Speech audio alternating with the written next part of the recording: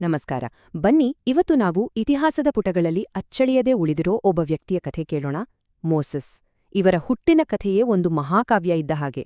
ಇದು ಬರೀ ಒಬ್ಬ ವ್ಯಕ್ತಿಯ ಕಥೆಯಲ್ಲ, ಇದು ಅಸ್ತಿತ್ವ, ವಿಧಿ ಮತ್ತು ಒಂದು ಇಡೀ ಸಾಮ್ರಾಜ್ಯವನ್ನೇ ಸವಾಲು ಹಾಕಿದ ಒಬ್ಬ ನಾಯಕನ ಉದಯದ ಕಥೆ. ಕಲ್ಪನೆ ಮಾಡ್ಕೊಳ್ಳಿ, ಪ್ರಾಚೀನ ಈಜಿಪ್ಟ್ ತನ್ನ ಶಕ್ತಿ ವೈಭವದ ತುತ್ತ ತುದಿಯಲ್ಲಿತ್ತು. ಆದರೆ ಆ ಸಾಮ್ರಾಜ್ಯದೊಳಗೆ ಒಂದು ಭಯದ ವಾತಾವರಣ ಸೃಷ್ಟಿಯಾಗಿತ್ತು. ಹೀಬ್ರೂ ಜನರ ಸಂಖ್ಯೆ ದಿನೇ ದಿನೇ ಜಾಸ್ತಿ ಆಗ್ತಿದ್ದ ಹಾಗೆ ಫೇರೋ ರಾಜನಿಗೆ ಆತಂಕ ಶುರುವಾಯಿತು. ತನ್ನ ಅಧಿಕಾರಕ್ಕೆ ಎಲ್ಲೋ ಕುತ್ತು ಬರುತ್ತೆ ಅಂತ ಭಾವಿಸಿ ಅವನೊಂದು ಕ್ರೂರ ಆದೇಶ ಹೊರಡಿಸಿದ. ಹುಟ್ಟೋ ಪ್ರತಿಯೊಂದು ಹೀಬ್ರೂ ಗಂಡು ಮಗುವನ್ನು ನೈಲ್ ನದಿಗೆ ಎಸೆಯಬೇಕು ಅಂತ. ಯೋಚನೆ ಮಾಡಿ, ಎಂಥ ಕ್ರೂರ ಆಜ್ಞೆ ಅದು. ಮೊದಲ ಭಾಗ ಮರಣಶಾಸನ. ಗೋಷೆನ್ ಅನ್ನೋ ಜಾಗದಲ್ಲಿ ಆಮ್ರಾಮ್ ಮತ್ತೆ ಯೋಕೆಬೆದ್ ಅನ್ನೋ ಹೀಬ್ರೂ ದಂಪತಿಗೆ ಒಂದು ಗಂಡು ಮಗು ಹುಟ್ಟುತ್ತೆ. ಖುಷಿ ಪಡ್ಬೇಕೋ ಭಯ ಪಡ್ಬೇಕೋ ಗೊತ್ತಾಡ್ದಂಥ ಪರಿಸ್ಥಿತಿ. ಯಾಕಂದ್ರೆ ಆ ಮಗುವಿನ ಅಸ್ತಿತ್ವವೇ ಒಂದು ಮರಣದಂಡನೆಯಾಗಿತ್ತು. ರಾಜನ ಆಜ್ಞೆಯಿಂದಾಗಿ ಆ ಮಗು ಹುಟ್ಟಿದ ಕ್ಷಣದಿಂದಲೇ ಒಂದು ಗುರಿಯಾಗಿತ್ತು. ಅವರ ಒಂದೊಂದು ದಿನವೂ ಸಂತೋಷ ಮತ್ತೆ ಭಯದ ನಡುವಿನ ಒಂದು ಹೋರಾಟವಾಗಿತ್ತು. ಸರಿಯಾಗಿ 3 ತಿಂಗಳು ಯೋಕಿಬೆತ್, ಆ ತಾಯಿ, ಅಸಾಧ್ಯವಾದದ್ದನ್ನೇ ಮಾಡಿ ತೋರ್ಸಿದ್ಲು. ತನ್ನ ಮಗುವನ್ನ ಹೇಗೋ ಬಚ್ಚಿಟ್ಲು. ಮಗುವಿನ ಒಂದೊಂದು ಅಳುವಿನ ಶಬ್ದ ಕೂಡ ಪ್ರಾಣಕ್ಕೆ ಕುತ್ತು ತರೋ ಅಪಾಯವಿತ್ತು. ಪ್ರತಿ ಕ್ಷಣವೂ ಸಿಕ್ಕಿಬೀಳುವ ಭಯದಲ್ಲೇ ಧೈರ್ಯದಿಂದ ಮಗುವನ್ನ ಕಾಪಾಡಿಕೊಂಡ್ಳು. 2ನೇ ಭಾಗ ನೈಲ್ ನದಿಯ ಮೇಲೆ ಒಂದು ಬುಟ್ಟಿ. ತನ್ನ ಮಗನನ್ನ ಇನ್ನ ಬಚ್ಚಿಡೋಕೆ ಆಗಲ್ಲ ಅಂತ ಗೊತ್ತಾದಾಗ ಯೋಕೆಬೆದ್ ಒಂದು ನಿರ್ಧಾರ ಮಾಡ್ತಾಳೆ. ಅದು ಹೃದಯ ವಿದ್ರಾವಕ, ಆದ್ರೂ ತುಂಬಾನೇ ಜಾಣ್ಮೆಯ ನಿರ್ಧಾರವಾಗಿತ್ತು. ಜೋಂಡು ಹುಲ್ಲಿನಿಂದ ಒಂದು ಪುಟ್ಟ ಬುಟ್ಟಿ ಹೆಣೆದು ನೀರು ಒಳಗೆ ಬರ್ದೇ ಇಲ್ಲೋ ಹಾಗೆ ಅದಕ್ಕೆ ರಾಳ, ಡಾಂಬ್ರು ಸವರಿ ಅದನ್ನ ಒಂದ್ ರೀತಿ ಜಲನಿರೋಧಕ ದೋಣಿ ತರ ಮಾಡಿದ್ಲು. ಆಮೇಲೆ ಭಾರವಾದ ಹೃದಯದಿಂದ ತನ್ನ ಪ್ರೀತಿಯ ಮಗುವನ್ನ ಅದರೊಳಗೆ ಮಲಗಿಸಿ ನೈಲ್ ನದಿಯ ದಡದಲ್ಲಿಂದ ಹುಲ್ಲಿನ ಮಧ್ಯೆ ಇಟ್ಟು ಅವನ ಭವಿಷ್ಯವನ್ನ ವಿಧಿಗೆ ಬಿಟ್ಬಿಟ್ಲು. ನೋಡಿ, ವಿಧಿಯಾಟ ಹೇಗಿದೆ ಅಂತ. ಯಾವ ನದಿ ಹೀಬ್ರೂ ಮಕ್ಕಳ ಸಮಾಧಿಯಾಗಬೇಕಿತ್ತೋ ಅದೇ ನದಿ ಈಗ ಈ ಮಗುವಿಗೆ ರಕ್ಷಣೆಯ ದೋಣಿಯಾಗುತ್ತಾ? ಸರಿಯಾಗಿ ಅದೇ ಸಮಯಕ್ಕೆ ವಿಧಿ ತನ್ನ ಆಟ ಶುರು ಮಾಡುತ್ತೆ. ಬೇರೆಯಾರೂ ಅಲ್ಲ, ಫ್ಯಾರೋನ ಸ್ವಂತ ಮಗಳು ಸ್ನಾನಕ್ಕೆ ಅಂತ ನದಿಗೆ ಬರ್ತಾಳೆ. ಆಗ ಅವಳಿಗೆ ಆ ಹುಲ್ಲಿನ ಮಧ್ಯೆಯಿಂದ ಒಂದು ಮಗುವಿನ ಅಳೋ ಶಬ್ದ ಕೇಳಿಸುತ್ತೆ. ಬುಟ್ಟಿಯನ್ನ ತಂದು ನೋಡಿದಾಗ ಆ ಪುಟ್ಟ ಮಗುವನ್ನ ನೋಡಿ ಅವಳ ಮನಸ್ಸು ಕರಗಿ ಹೋಗುತ್ತೆ. ತನ್ನ ತಂದೆಯದೇ ಆಜ್ಞೆಯನ್ನ ಮೀರಿ ಆ ಮಗುವನ್ನ ಉಳಿಸ್ಬೇಕು ಅಂತ ಅಲ್ಲೇ ನಿರ್ಧಾರ ಮಾಡ್ತಾಳೆ. ಇದೆಲ್ಲವನ್ನೂ ದೂರದಿಂದಲೇ ನೋಡ್ತಿದ್ದ ಆ ಮಗುವಿನ ಅಕ್ಕ ಮಿರಿಯಾಮ್ ಇದೇ ಸರಿ ಸಮಯ ಅಂತ ಅಂದ್ಕೊಳ್ತಾಳೆ. ಧೈರ್ಯ ಮಾಡಿ ರಾಜಕುಮಾರಿ ಹತ್ರ ಹೋಗಿ ಈ ಮಗುವಿಗೆ ಹಾಲುಣಿಸೋಕೆ ಒಬ್ಬ ಹೀಬ್ರೂ ದಾದಿಯನ್ನ ಕರ್ತ್ಕೊಂಡ್ ಬರ್ಲಾ ಅಂತ ಕೇಳ್ತಾಳೆ. ರಾಜಕುಮಾರಿ ಒಪ್ಪಿದ ತಕ್ಷಣ ಮಿರಿಯಾಮ್ ಓಡಿ ಹೋಗಿ ತನ್ನ ತಾಯಿ ಯೋಕೆಬೆದ್ದನ್ನೇ ಕರ್ಕೊಂಡ್ಬರ್ತಾಳೆ. ನೋಡಿ, ಎಂಥ ಅದ್ಭುತ ಅಲ್ವಾ? ತನ್ನದೇ ಮಗುವಿಗೆ ಹಾಲುಣಿಸೋಕೆ ಅರಮನೆಯ ರಕ್ಷಣೆಯಲ್ಲೇ ಯೋಕೆಬೆದ್ದಳಿಗೆ ಸಂಬಳ ಕೂಡ ಸಿಗುತ್ತೆ. 3ನೇ ಭಾಗ 2 ಜಗತ್ತುಗಳ ರಾಜಕುಮಾರ. ರಾಜಕುಮಾರಿ ಆ ಮಗುವಿಗೆ ಮೋಸಸ್ ಅಂತ ಹೆಸರಿಡ್ತಾಳೆ. ಯಾಕೆ ಗೊತ್ತಾ? ಆ ಹೆಸರಿನ ಅರ್ಥ ನಿನ್ನನ್ನು ನೀರಿನಿಂದ ಹೊರತೆಗೆದಿದ್ದೇನೆ ಅಂತ.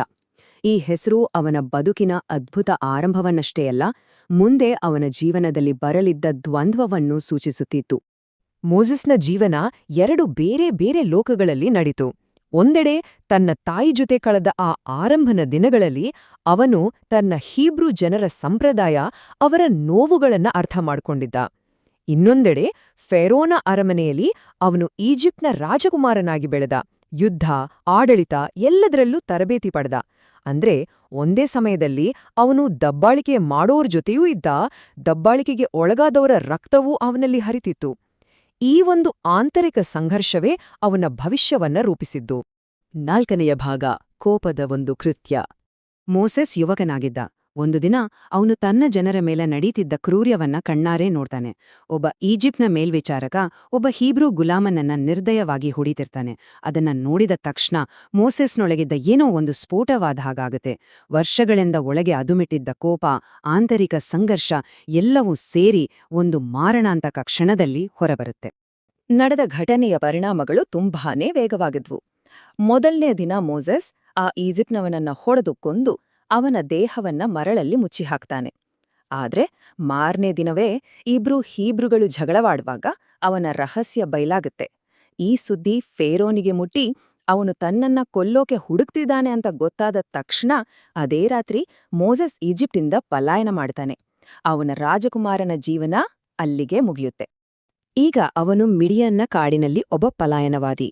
ಎಲ್ಲವನ್ನೂ ಹೊಂದಿದ್ದ ರಾಜ್ಕುಮಾರ ಈಗ ತನ್ನ ಮಾವ ಜೆತ್ರೋನ ಕುರಿಕಾಯೋ ಒಬ್ಬ ಸಾಮಾನ್ಯ ಕುರುಬನಾಗಿದ್ದ.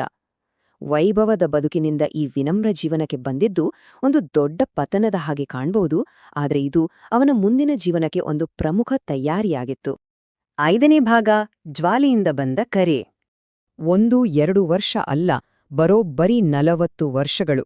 ಮೋಸೆಸ್ ಮಿಡಿಯಾನಲ್ಲಿ ಕುರುಬನಾಗಿ 4 ದಶಕಗಳನ್ನ ಕಳೆದ. ಈ ಸುದೀರ್ಘ ಸಮಯದಲ್ಲಿ ಅವನೊಳಗಿದ್ದ ರಾಜನ ಅಹಂಕಾರವೆಲ್ಲ ಕರಗಿಹೋಗಿ ಅದರ ಜಾಗದಲ್ಲಿ ಅರಣ್ಯದ ತಾಳ್ಮೆ, ಜ್ಞಾನ ಎಲ್ಲವೂ ತುಂಬಿಕೊಂಡಿತು. ಇದು ಅವನ ವಿಧಿಗಾಗಿ ನಡೆದ ಒಂದು ದೀರ್ಘವಾದ, ಮೌನವಾದ ಸಿದ್ಧತೆಯಷ್ಟೆ. ಹೋರೆ ಪರ್ವತದ ಮೇಲೆ ಆ ಏಕಾಂತದಲ್ಲಿ ಮೋಸೆಸ್ ಒಂದು ನಂಬಲಾಗದ ದೃಶ್ಯವನ್ನ ನೋಡ್ತಾನೆ. ಒಂದು ಪೊದೆ, ಅದು ಉರಿತಿತ್ತು, ಆದ್ರೆ ಸುಟ್ಟು ಬೂದಿಯಾಗ್ತಿರ್ಲಿಲ್ಲ. ಆ ಜ್ವಾಲೆಯ ಒಳಗಿನಿಂದ ಒಂದು ಧ್ವನಿ ಅವನನ್ನ ಹೆಸರಿಡಿದು ಕರೆಯುತ್ತೆ. ಆ ಒಂದು ಕ್ಷಣ ಅವನ ಜೀವನದ ದಿಕ್ಕನ್ನೇ ಶಾಶ್ವತವಾಗಿ ಬದಲಿಸ್ಬಿಡುತ್ತೆ. ಈಜಿಪ್ಟ್ಗೆ ವಾಪಸ್ ಹೋಗಿ ಫೇರೋನ ಮುಂದೆ ನಿಂತು ನನ್ನ ಜನರನ್ನ ಬಿಡುಗಡೆ ಮಾಡು, ಹೀಗೊಂದು ಆಜ್ಞೆ ಬಂದಾಗ ಈಗ ವಿನಮ್ರ ಕುರುಬನಾಗಿದ್ದ ಮೋಸೆಸ್ ಹಿಂದೆ ಸರಿಯುತ್ತಾನೆ. ಯಾಕಂದ್ರೆ ಅವನಿಗೆ ತನ್ನ ಭೂತಕಾಲ ಕಾಡ್ತಿತ್ತು. ತಾನೊಬ್ಬ ಪಲಾಯನ ಮಾಡಿದ ರಾಜಕುಮಾರ, ಒಬ್ಬ ಕೊಲೆಗಾರ. ನನ್ನಿಂದ ಹೇಗೆ ಸಾಧ್ಯ, ಜನರನ್ನ ಮುನ್ನಡೆಸೋಕೆ ನಾನಾರು ಅಂತ ತನ್ನ ಅಯೋಗ್ಯತೆಯ ಭಾರದಲ್ಲಿ ಕುಸಿದು ಹೋಗ್ತಾನೆ. ಆದರೆ ಅವನನ್ನ ಖಾಲಿ ಕೈಯಲ್ಲಿ ಕಳುಹಿಸಿಲ್ಲ. ಈ ಹಿಂಜರಿಯುತ್ತಿದ್ದ ನಾಯಕನಿಗೆ ಈ ದೊಡ್ಡ ಜವಾಬ್ದಾರಿಯನ್ನ ನಿಭಾಯಿಸೋಕೆ ಬೇಕಾದ ಸಹಾಯವನ್ನು ನೀಡಲಾಯಿತು. ಅವನಿಗೆ ಮಾತಿನ ಬೆಂಬಲವಾಗಿ ಅವನ ಸಹೋದರ ಆರೋನನನ್ನ ನೇಮಿಸಲಾಯಿತು. ಫೇರೋನ ಶಕ್ತಿಯನ್ನ ಎದುರಿಸೋಕೆ ಕೆಲವು ದೈವಿಕ ಚಿಹ್ನೆಗಳನ್ನು ಕೊಡಲಾಯಿತು. ಉದಾಹರಣೆಗೆ, ಅವನ ಕೈಲಿದ್ದ ಕೋಲು ಹಾವಾಗುತ್ತೆ, ಅವನ ಕೈ ಕುಷ್ಠರೋಗದಿಂದ ಪೀಡಿತವಾಗಿ ಮತ್ತೆ ಗುಣವಾಗುತ್ತೆ. ಹೀಗೆ ಅವನ ಪರಿವರ್ತನೆ ಪೂರ್ಣಗೊಂಡಿತು. ಯಾವ ವ್ಯಕ್ತಿ ಭಯದಿಂದ ಈಜಿಪ್ಟ್ ಬಿಟ್ಟು ಓಡಿ ಹೋಗಿದ್ನೋ ಅವನೇ ಈಗ ಜನರನ್ನ ಬಿಡುಗಡೆ ಮಾಡೋ ವಿಮೋಚಕನಾಗಿ ಹಿಂತಿರುಗಬೇಕಿತ್ತು. ನ್ಯಾಯದಿಂದ ತಪ್ಪಿಸಿಕೊಂಡು ಓಡಿದವನು ಈಗ ನ್ಯಾಯವನ್ನೇ ಸ್ಥಾಪಿಸಲು ಕಳುಹಿಸಲ್ಪಟ್ಟಿದ್ದ. ಇದು ಅವನ ಜನರಿಗೆ ಒಂದು ಹೊಸ ಅಧ್ಯಾಯದ ಆರಂಭವಾದ್ರೆ, ಮೋಸೆಸ್ಗೆ ಅವನ ನಿಜವಾದ ವಿಧಿಯ ಉದಯವಾಗಿತ್ತು. ಮೋಸೆಸ್ನ ಈ ಕಥೆ ನಮ್ಮ ಮುಂದೆ ಒಂದು ಬಹಳ ಮುಖ್ಯವಾದ ಪ್ರಶ್ನೆಯನ್ನ ಇಡುತ್ತೆ. ಒಬ್ಬ ನಾಯಕ ಹುಟ್ಟೋದು ಸವಲತ್ತುಗಳಿಂದನ ಅಥವಾ ಸಂಕಷ್ಟದ ಬೆಂಕಿಯಲ್ಲಿ ಅರಳುವುದ್ರಿಂದನ? ಅಂದ್ರೆ ನಾಯಕತ್ವ ಅನ್ನೋದು ಜನ್ಮದಿಂದ ಬರೋ ಹಕ್ಕ ಅಥವಾ ಬಿಕ್ಕಟ್ಟುಗಳು ಅದನ್ನ ರೂಪಿಸುತ್ತವ? ಈ ಬಗ್ಗೆ ಯೋಚನೆ ಮಾಡಿ.